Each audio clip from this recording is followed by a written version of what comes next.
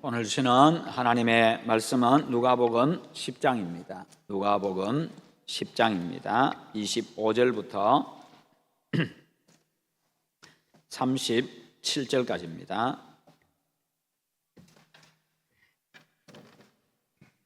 누가복음 10장 25절부터 37절입니다.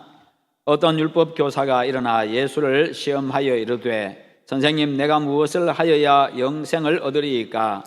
예수께서 이르시되 율법에 무엇이라 기록되었으며 내가 어떻게 읽느냐? 대답하여 이르되 내 마음을 다하며 목숨을 다하며 힘을 다하며 뜻을 다하여 주 너의 하나님을 사랑하고 또한 내 이웃을 내 자신같이 사랑하라 하였나이다.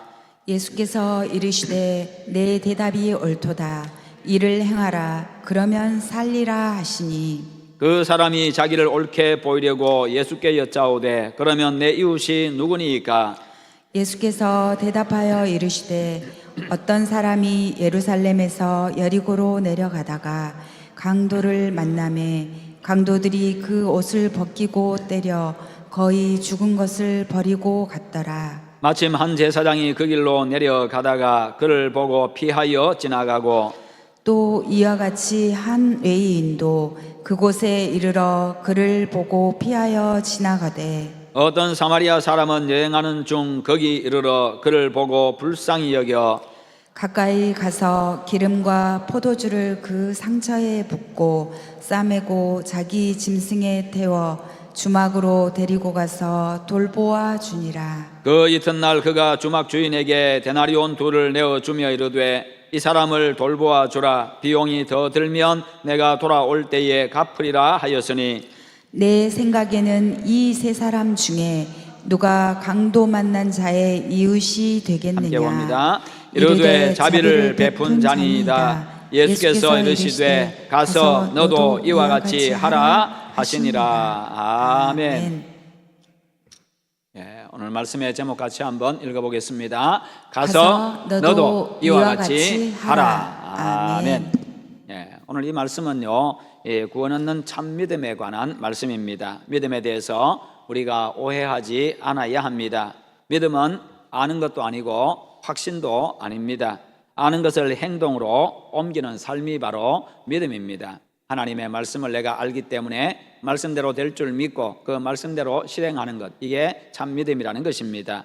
예수님께서 사람들을 가르치고 계셨습니다. 그러던 중에 율법을 해석하고 율법을 기록하고 율법을 가르치고 전승하는 이 율법 교사가 선생님, 내가 무엇을 하여야 영생을 얻겠습니까? 하고 이 구원받을 수 있는 방법에 대해서 예수님한테 질문을 하고 있습니다. 그러면서 내가 무엇을 하여야 영생을 얻겠습니까? 이렇게 그의 구원관을 이야기합니다. 자신들은 율법을 지켜야 구원받는다고 믿고 있었고 그렇게 가르치고 있었기 때문에 예수님께서 거기서 벗어난 대답을 하도록 해서 예수님을 공경에 빠뜨리기 위함이었습니다. 이들의 목적은 예수님을 제거하는 거였습니다. 그 당시에 예수님은 그들에게는 이단이었기 때문이죠. 그의 악한 의도를 아신 예수님은 대답 대신에 도리어 그에게 질문을 하십니다. 율법에 무엇이라고 기록되어 있느냐? 그리고 너는 그것을 어떻게 읽느냐? 그렇게 도리어 질문을 하십니다. 영생을 얻는 방법에 대해서 율법에는 어떻게 기록되어 있느냐? 그리고 율법 전문가인 너는 그것을 어떻게 이해하고 있고 그것을 어떻게 네가 적용하고 있느냐? 바로 그와 같은 말입니다. 예수님께서 율법을 거론하신 이유는요, 예수님께서도 율법을 지지하고 있고 사람들에게 가르치는 것도 율법에서 벗어난 것이 아니라 이 율법의 근본 정신을 가르치고 있고 근본 목적을 가르치고 있다는 것을 그들에게 보여주기 위함이었습니다. 이 질문 하나로 상황이 완전히 역전이 되고 말았습니다. 율법 교사의 대답을 한번 들어보십시다. 27절에 보면 대답하여 이르되 내 마음을 다하며 목숨을 다하며 힘을 다하며 뜻을 다하여 주 너의 하나님을 사랑하고 또한 내 이웃을 내 자신과 같이 사랑하라 하였나이다.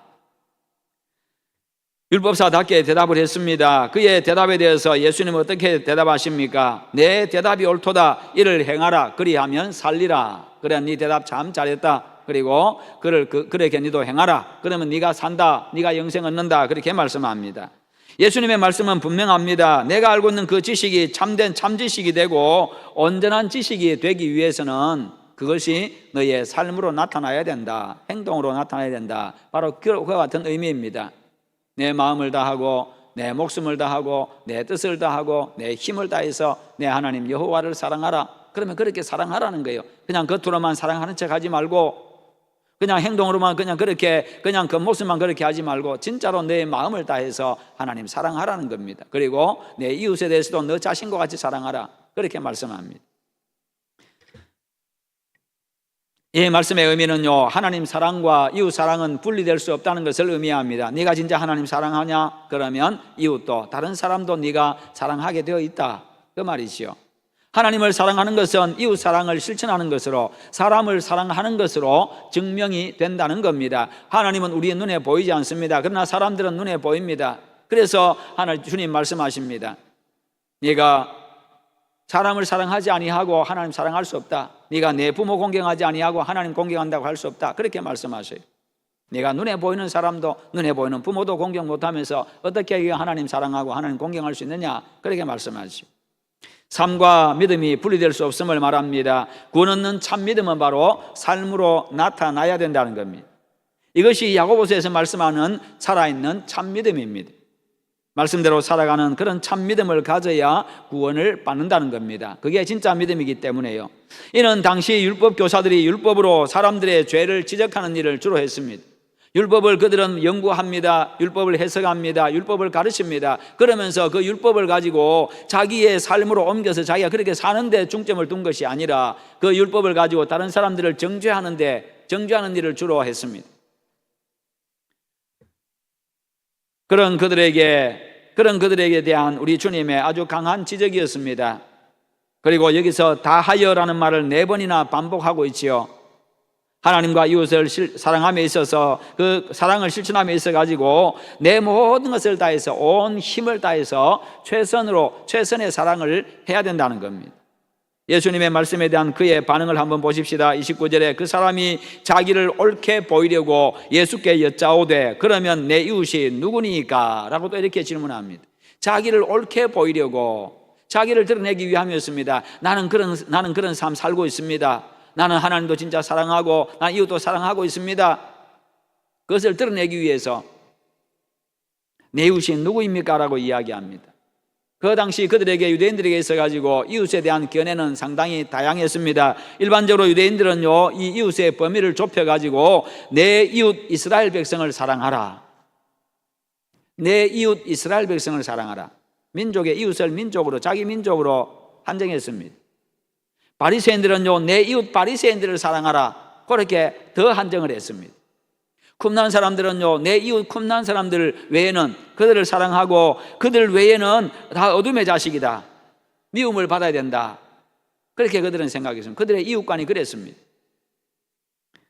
그러니까 예수님이 이웃을 자기의 생각대로 유대인이나 바리새인이나 이렇게 대답하기를 그렇게 기대했던 거지요. 그러면 내가 다 사랑하고 있다고 대답하고 자기 의를 나타내려고 한 겁니다. 왜요? 그렇게 했기 때문에. 자기 이 이스라엘 백성들, 그리고 바리새인들, 자기들 같은 그 바리새파 사람들은 그렇게 사랑했기 때문에, 존중했기 때문에요. 그에 대한 질문에 대해서 우리 예수님은 바로 대답하지 아니하시고요, 비유로 대답하십니다. 비유로 이웃에 대한 그의 질문이 근본적으로 잘못되었다는 것을 그에게 지적을 해 주십니다. 30절에 보면 예수께서 대답하여 이르시되 어떤 사람이 예루살렘에서 여리고로 내려가다가 강도를 만나매 강도들이 그 옷을 벗기고 때려 거의 죽은 것을 버리고 갔더라, 이렇게 말합니다. 여기서 말씀하는 어떤 사람은, 예수님께서 지금 국적은 밝히고 있지 않습니다만 그 이야기의 내용으로 보아가지고 유대인이 분명합니다. 자기 동족 유대인입니다. 예루살렘에서 여리고로 내려가는 이 길은요, 산악지대를 통과해야 됩니다. 험한 길입니다. 그러다 보니까 강도들이 자주 출몰하는 지역입니다. 옛날에 산적들이 자주 출몰하는 지역입니다. 그래서 혼자 가는 것은 가급적 피합니다. 굉장히 위험하기 때문에 가급적 여러 사람들이 무리를 지어서 갑니다. 그리고 밤이 되기 전에 서둘러서 그 지역을 지나갑니다. 그런데 이 사람은 혼자 가다가 강도를 만나서 가진 것 다 빼앗기고 맞아서 거의 죽은 상태가 되었습니다. 그래서 그 강도들은요, 그를 버리고 가버렸습니다.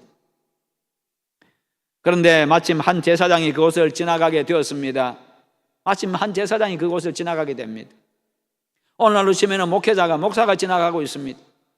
아, 이제 살게 되었다. 이제 살 것 같다. 이 사람이 살 희망이 생긴 거지요. 그런데 이게 웬일입니까? 31절에 마침 한 제사장이 그 길로 내려가다가 그를 보고 피하여 지나가고, 이 얼마나 무정한 사람입니까? 거기다가 제사장이라고 하는 사람이, 목사라는 사람이 죽어가는 사람 보고 그냥 지나가 버립니다. 사실 그는 조금 전까지만 해도 성전에서 아주 거룩한 모습으로 성전에서 제사하고 봉사했습니다. 사람들을 대신에 그래 제사를 지내 제사 행사를 아주 거룩한 모습으로, 거룩한 제사장의 옷을 입고, 그리고 이 제물을 다듬어 가지고 아주 정결한 모습으로, 사람들 보기에 너무나도 거룩한 모습으로 제사를 주관하고, 그렇게 그 제사 의식이 다 끝나고 다시 예루살렘에서 여리고로 자기 집으로 내려가는 길이었습니다. 그러니 그 속에는 우리가 예배 마치고 집으로 돌아가는 길이니까 얼마나 성령 충만하고, 얼마나 은혜가 충만하고, 얼마나 그렇겠어요. 그런 상황입니다. 그런데 그는 자기 동족 돕기를 거부하고 그냥 피하여 지나가 버렸습니다.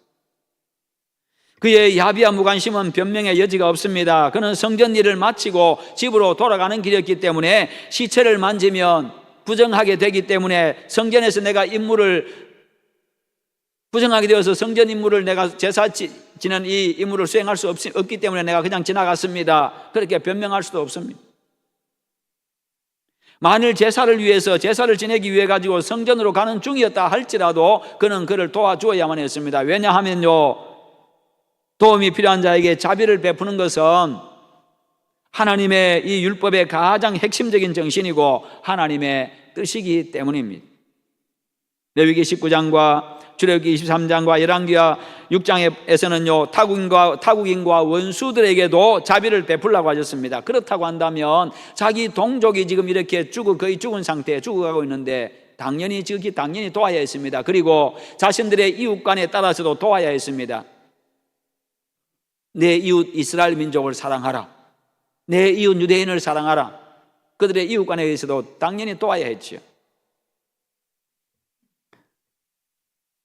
그러므로 이 제사장의 무책임한 죄는 변명의 여지가 없습니다.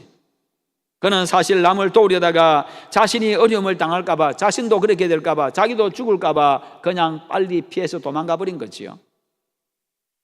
남의 일에 말려들기를 원치 아니하는, 다른 사람의 일에 말려들기를 원치 아니하는, 그 사람 때문에 내가 어려움 당하기를 원치 아니하는 현대인의 모습을 보여주고 있습니다. 이어서 레위인이 지나갑니다. 그런데 그는 어떻습니까? 32절에 그를 보고 피하여 지나가되, 레위인들 가운데서 제사장이 났습니다. 그도 역시 아주 거룩한 사람입니다. 사람들이 볼 때는. 여기서 예수님은 강도 만나서 죽어가는 사람을 도와주지 않은 제사장과 레위인이 바로 지금 말만 하고 행하지 아니하는 바로 너희들과 같다, 너와 같다라고 그렇게 말씀하고 있는 겁니다. 네가 지금 율법은 잘 알고 있는데 네가 지금 그렇게 하지 않고 있다라고 말씀하고 있는 거예요. 그러면 이 사람은 결국 죽고 마는 것입니까? 그렇게 될 것 같습니다. 시간이 자꾸 지체되고 있습니다. 그런데 저쪽에서 또 한 사람이 오고 있습니다. 사마리아 사람입니다. 유대인들과 원수로 지내는 사람들, 유대인들이 사람으로도 취급하지 아니하는 그런 저주받은 인간들, 사마리아 사람. 지금 유대인이 죽어가고 있습니다. 다가오는 사람은 사마리아 사람입니다. 이제 상황이 더 악화되어져 가고 있습니다. 원수가 죽어가고 있으니까. 그러니 일반적으로는요, 꼴 좋다. 그렇게 생각할 겁니다. 원수가 그렇게 되었으니 꼴 좋다, 속이 다 시원하다. 그렇게 하면서 그냥 오히려 한 번 더 밟고 지나갈 수 있는 상황입니다. 이제 모든 희망이 다 사라지게 될 판입니다. 그런데 예상치 못한 일이 일어납니다. 33절에 보니까 어떤 사마리아 사람은 여행하는 중 거기 이르러 그를 보고 불쌍히 여겨. 사마리아 사람은요, 죽어가는 그 유대인을 보자 불쌍한 마음이 들었습니다. 이게 바로 하나님 아버지의 마음, 긍휼의 마음입니다. 그래서 내 원수도 사랑하라. 아직 우리가 죄인 되었을 때에, 우리가 하나님과 원수 되었을 때에 자기의 독생자를 보냈다고, 우리를 구원하기 위해서 아들을 희생하셨다고 그렇게 말씀합니다. 이게 바로 긍휼히 여기는 것, 하나님 아버지의 마음입니다. 불쌍한 마음이 들어서 거의 죽은 상태에 있는 그에게 다가가서 소독을 위해서 포도주를 가지고 그의 상처를 씻어줍니다. 연고 역할을 하는 기름을 가지고 그의 상처에도 발라줍니다. 거기다가 자기 짐승에 태웠습니다. 태워가지고 데리고 갑니다. 자기는 걸어야지요. 그렇게 가니까 얼마나 시간도 지체가 되어지고 가는데 얼마나 더 느리겠습니까? 그러나 그 모든 위험들을 다 무릅쓰고 그렇게 행하고 그렇게 나기 위해 자기 그 이웃을 죽어간 사람을 태워가지고 자기는 걸어가고 있는 그 모습 얼마나 아름답습니까? 얼마나 거룩합니까? 이게 바로 거룩입니다. 예배할 때 조용히 앉아서 있는 게 거룩이 아니라, 이게 경건이 아니라, 이게 바로 거룩이고 이게 바로 경건입니다. 우리가 경건을 착각해서는 안 돼요. 조용하게 예배드리는 게 거룩이 아니라는 거예요. 박수치면 경건이 사라지는 게 아니라는 겁니다. 앞에 나서 춤추며 찬양하면 경건이 사라지는 게 아니라는 거예요. 이게 바로 경건입니다. 이게 바로 경건이죠. 이게 거룩입니다. 이 아름답고 감동적인 모습이 우리 모두의 모습이 되기를 축원합니다. 오늘날 이런 모습을 쳐다보기가 점점 힘들어져 가고 있습니다만, 그러나 우리 그리스도인들의 모습에서는 이런 모습들이 나타나야 합니다. 이게 바로 세상을 향한 선한 영향력입니다. 그게 바로 세상을 향해서 강한 충격을 주는 거지요. 주막에 도착을 했습니다. 사마리아 사람은요, 이제 나이가 할 만큼 다 했다. 그리고는 그를 그에게 맡기지 않습니다. 거기서 끝내지 않습니다. 거기서 사라지지도 않습니다. 오히려 자기가 몸소 그 환자를 밤새 돌보아 줍니다. 그를 그 환자를 살리기 위해서요, 밤잠도 설쳐가면서요, 그렇게 그가 간호했던 것 같습니다. 다음 날이 되었습니다. 그가 떠나야만 되는 아주 부득이한 상황이 되었습니다. 그러나 그때도 그는 내 할 도리 다 했다고 돌봄을 끝내지 않습니다. 35절에 보니까 그 이튿날 그가 주막 주인에게 데나리온 2를 내어주며 이르되 이 사람을 돌보아 주라. 비용이 더 들면 내가 돌아올 때에 갚으리라. 지금 모르는 사람입니다. 원수로 지내는 유대인입니다. 그런데 밤새 돌보아 주고 또 주막 주인, 자기는 그냥 가야 되는 상황이니까 주막 주인에게 이 사람 돌보아 주라고 데나리온 2를 줍니다. 이틀치 임금입니다. 이틀치 자기 임금을 주면서요, 그렇게 합니다. 이것은요, 며칠 동안 숙박하기에도 충분한 그런 돈입니다. 누군지도 모르는 그 유대인을 살리는 데 있어가지고 주막 주인에게도 어떤 손해도 끼치지 않겠다고, 돌아오는 길에 더 들면 내가 더 주겠다고, 바로 이웃에 대한 자기 책임을 다하고 있는 겁니다. 개인적으로 아무 상관없는 사람이지만 책임은 내가 진다는 거예요. 왜요? 내가 발견했고 내 눈앞에 띄었기 때문에 바로 내 책임이라는 겁니다. 그렇습니다. 우리 곁에 있는 어려운 이웃은 바로 내가 책임져야 될 사람, 내가 관심을 가지고 내가 돌보아 줘야 될 사람들. 위로가 필요한 자에게 내가 위로가 필요한 사람이 있으면 내가 가서 위로해 주고, 격려가 필요하면 내가 가서 격려해 주고, 축하할 일 있으면 내가 가서 축하해 주고. 사실 사마리아인의 이 모든 행동을 쉽게 보아 넘길 수 있는 게 아닙니다. 그 길은요, 강도가 많아가지고 위험하기 때문에 누구라도 가급적 빨리 지나가야 되는 길입니다. 지체하는 만큼 위험한 곳입니다. 모두가 다 목숨을 담보해야 되는 그런 길입니다. 그것이 제사장과 레위인이 그냥 지나간 이유입니다. 그럼에도 불구하고 구원의 손길을 뻗친 것은 목숨을 건 모험이었다는 겁니다. 자신의 불편함은 물론이고요, 지체되어 가지고 위험이 가중되는 그런 부담까지 안았습니다. 거기다가 자신이 직접 간호까지 합니다. 돈까지 들여가면서 그렇게까지 부탁을 합니다. 이처럼 이웃사랑 실천에는 어려움이 따라옵니다. 불편함이 따라옵니다. 희생이 따라옵니다. 사랑이기 때문에 사랑에는 항상 희생이 따릅니다. 희생 없는 것은 사랑이 아닙니다. 사실 그것 때문에 많은 사람들이 도움을 망설입니다. 이것 때문에 사람들이 도움을 외면합니다. 큰 어려움과 희생이 예상될수록 더더욱더 외면하기가 쉽지요. 모른 척하기가 쉽습니다. 그런 면에서 우리가 제사장이나 레위인을요, 쉽게 비난할 수가 없습니다. 우리가 성경 읽으면서 이런 사람들이 있나, 이런 못된 인간들이 있나, 그렇게 우리가 쉽게 말할 수 있겠습니다만, 그러나 누가 과연 이 사람들에게 돌을 던질 수 있겠어요? 쉽게 비난할 수 없습니다. 그러지 않아도 지금 긴장해가지고 산길을 걸어가고 있는데, 긴장해서 빠르게 지금 지나가고 있는데, 한 사람이 강도 만나가지고 죽어가는 모습 보았으니 얼마나 두렵고 얼마나 놀랐겠습니까? 얼마나 떨리겠어요? 다리가 후들후들 안 떨리겠습니까? 이 집 주변에 강도가 있는 것 같으니까. 그러니 누가 거기 머물러가지고 그 사람 돌봐주려고 하겠어요? 오죽한 마음이겠습니까? 자기 목숨도 위태로우신 상황에서 얼마나 다급하겠어요? 그러니 그 누구도 이 제사장이나 레위인에서 돌을 던질 수가 없습니다. 비난하기가 쉽지 않습니다. 이제 비유의 말씀을 마치신 예수님께서 다시 율법사에게 질문하십니다. 네 생각에는, 너의 생각에는 이 세 사람 중에 누가 강도 만난 자의 이웃이 되겠느냐? 누가 강도 만난 자의 이웃이 되겠느냐? 너희들이 말한 대로 단지 동족이라는 이유만으로 너의 이웃이냐? 아니면 원수지간일지라도 실제로 도와준 사람이 이웃이냐? 그 질문이지요. 그렇습니다. 옆집에 산다고 이웃이 아닙니다. 멀리 떨어져 있다 할지라도요, 서로의 형편을 살피고 도와주고 의지하면서 사는 사람이 진정한 이웃입니다.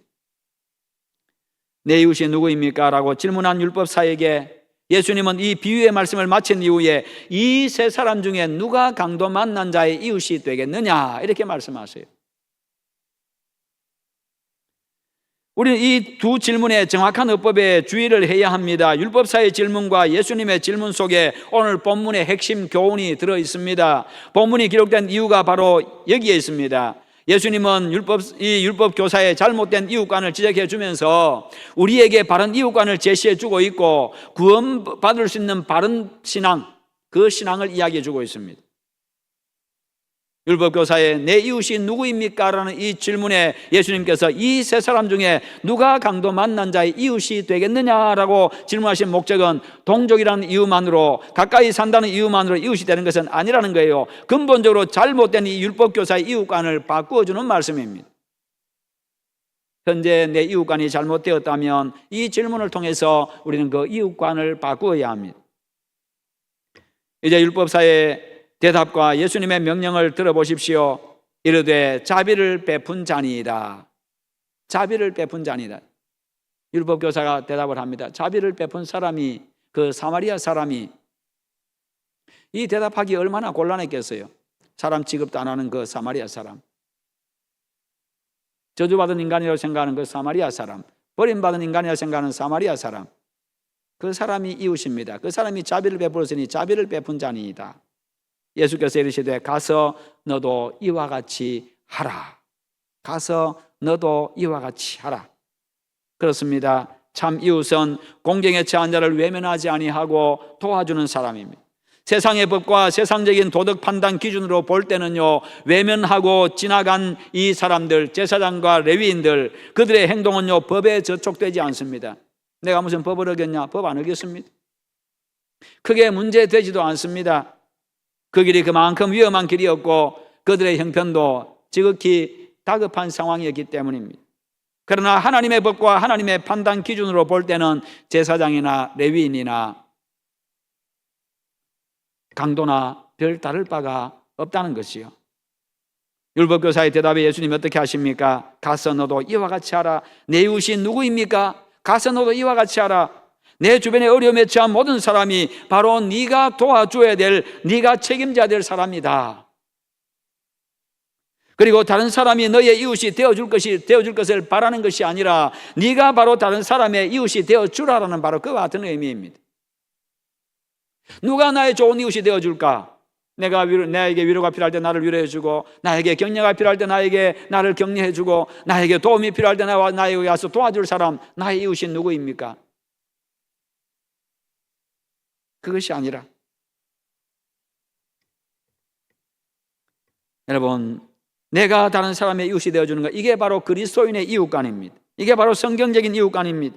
이를 행하라, 그리하면 살리라라고 말씀하신 것처럼 실천하는 믿음이 영생 얻는 참 믿음이라는 것을 이야기해 주고 있습니다. 왜요? 처음에 뭐라고 이야기했습니까? 선생님, 내가 무엇을 하여야 영생 얻겠습니까? 내가 무엇을 하여야 내가 구원받겠습니까? 이 질문이잖아요. 그 질문에 이어가지고 계속 예수님이 말씀을 이어가십니다. 그러다가 그러면 내 이웃이 누구입니까? 이웃에 대해서 설명을 해줍니다. 누가 이웃인지. 이를 행하라. 그리하면 네가 살리라. 네가 구원받는다. 영생 얻는다. 우리는 나에게 힘이 되어주고 내 상처 싸매어주고 나를 위로해 줄 어떤 사람에 관심이 있지, 내가 나의 도움을 받아야 될 사람, 나의 위로와 나의 힘이 필요한 사람이 누구인가, 거기에는 별 관심이 없습니다. 그냥 부담스러워합니다.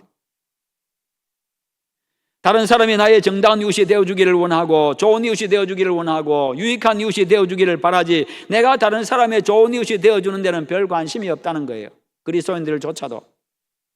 그래서 기도의 내용도 내가 좋은 친구 만나게 해주세요, 좋은 이웃 만나게 해주세요, 좋은 동료 만나게 해주세요, 좋은 선생님 만나게 해주세요, 좋은 사람 만나게 해주세요, 만남의 복을 받게 해주세요. 그렇게 기도하지, 하나님 내가 좋은 이웃이 되어주고 내가 좋은 동료가 되어주고 내가 좋은 사람이 되어주고, 그래서 나 때문에 그 사람이 웃고 나 때문에 그 사람이 힘을 얻고 그렇게 해주세요. 그렇게 잘 기도하지 않습니다. 주님은 그것을 원하는데 우리는 그런 기도를 잘 안 한다는 거예요. 자식들을 위해서 기도할 때에도 그렇게 잘 기도하지 않습니다. 우리 아이가 학교에 가서 좋은 친구 만나게 해주세요. 아니요, 우리 아이가 학교에 가서 좋은 친구가 되어주게 해주세요. 그리고 다른 아이들이 변화되게 해주세요. 군대 가서도 좋은 병사가 되어서 다른 사람들에게 좋은 영향 미치게 해주세요. 내가 직장에 가서, 내 아이가 직장에 가서 좋은 동료가 되어서 직장의 분위기가, 문화가 바뀌게 해주세요.